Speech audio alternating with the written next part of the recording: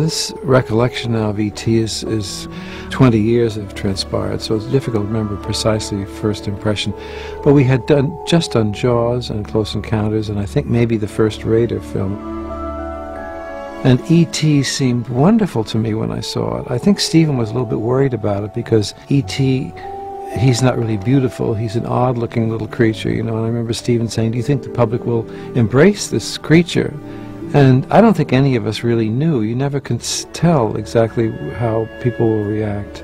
I don't think the expectations would ever compare to what the results were. In the sense, it was like Star Wars in the same way, which when we had Star Wars, we thought, well, it'll be a very good weekend movie for children. And the same thing with E.T. I think, well, we'll be successful, but not to become, I think, the #1 film, and people embrace it, and now I guess it's fair to say it's a classic, really. I think once we saw it with an audience, you could tell that this emotional connection was made between the children, E.T., all of it, and the audience. I don't think we're ever really, really worried about it, but I think the surprise was that it was as successful as it became. So, we could have a little kind of windy thing before the cut, which would lead the cut. Well, that's why E.T. turns... When John Williams saw E.T., you know, he was really happy with the film. And I can tell when John's happy with the film because we don't have a lot of musical discussions. You know, he already has themes running through his mind. Just so you know, we added a lot of stars at the beginning of the movie before the camera pans down to the forest. And I remember that I left him alone, and one day he called me, he said, "I want to play you some of the stuff on the piano."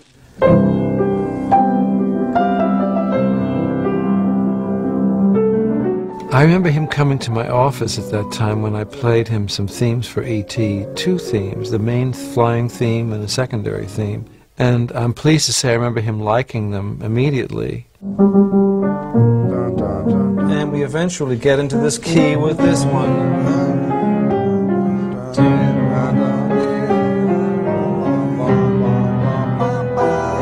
I loved it. It was great. And I could not wait for the scoring session. I could not wait for the day he scored. Measure 3. 1, 2. I think with E.T., the experience was typical of what we would do. Once we would accept that we have the right thematic material, then the discussion becomes more rhythmic. When the pace is accelerating, when it's slowing down, when it's going to expand into something big.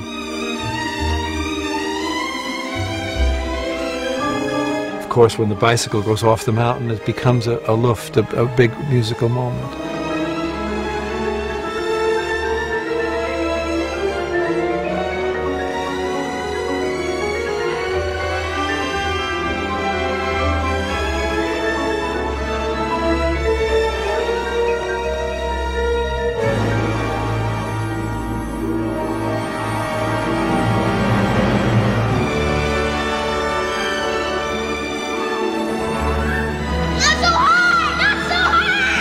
A lot of the details in our discussions are mostly having to do with which cuts have accents, which cuts don't have accents. Maybe we don't have accent for this cut, in preparation for finally the one that will have some significant thing musically. And Stephen's very interested in all of those details and comes over and he will look and we chat, we'll talk. And much of it, the focus comes on the day when we record.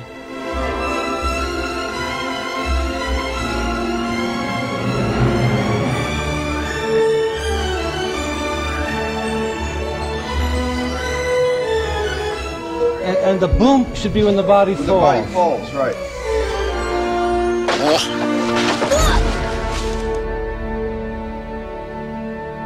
The end part of that film, beginning with the bicycle chase, as the little boys are trying to take E.T. back to the mothership and escape the police and get him safely back. About 10, maybe 15 minutes of very difficult music, all of it planned to catch all of these sync points, these points of accent. We have the bicycle achieving escape velocity, and finally very sentimental dialogue at the end when E.T. says, "I'll be right here, goodbye." And a fanfare when the spaceship goes up. And another fanfare when it turns left. And I was having a very difficult time with the orchestra. I would make maybe a good take for the first 5, but maybe off the next 2 cues and then on further cues. It's a question of what feels right, if the fiddle's sore enough. But I remember it so well, Stephen coming out to the podium and saying, I will take the film off the screen so you can just play the music with the orchestra with its natural phrasing, the way it ebbs and flows in its own way, and then conform the film to what is the best musical performance of that thing. Very unusual. We usually have to slavishly phrase the music to the cuts of the film. When we had the musical performance we felt gave us the most lift and the most sense of exultation at the end of the film, Stephen then laid the music track against the film and made a few editorial adjustments to conform to the music. And I think part of the reason the end of the film has such a kind of operatic sense of completion, real emotional satisfaction as well as satisfaction from what we see, may be partly the result of this wedding of the musical accents with Stephen's film editing.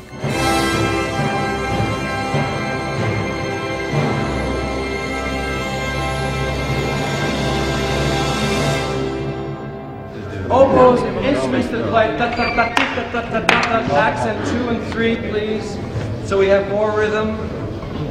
Try to concentrate. Don't be trying to be disturbed by Stephen's filming. It's like having a camera in your bathroom, you know, when you're taking a shower, you know. I'm glad I'm dressed. Always working with Stephen is a kind of opportunity for musical storytelling, so to speak. His subjects and his way of directing are very compatible with a sense of musical development. In E.T., for example, in the beginning of the film where the aliens seem threatening and ominous, they're unseen and we're unsure of them and so on.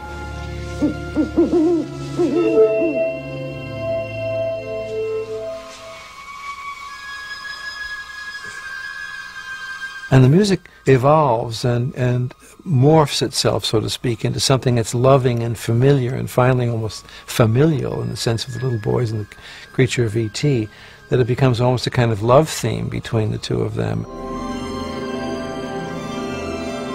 We may have the first few notes of this emotional theme suggested early on, then 3 or 4 more notes, then finally the whole theme.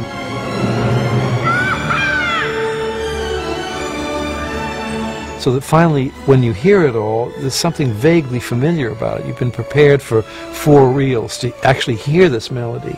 It isn't presented to you immediately in its complete form. There's a suggestion here. It's done a little bit frighteningly over here, with a little uncertainty there, and finally expressed harmonically or intervallically in some way that you feel comfortable with it. All right. Orchestra, would you play this accompaniment at measure 3, please?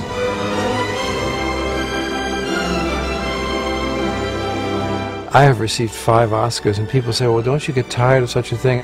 And I think it's a basic human thing that none of us ever get tired of being appreciated. We never feel that we've done our best work yet. We always, I think, hope to do the next one better. So I think when you get a pat on the back or someone doffs their head to you or you offers an award, it's certainly gratifying. It never becomes a blasé thing, and at least in my personality, it makes me think, maybe the next time I can do even better one, you know.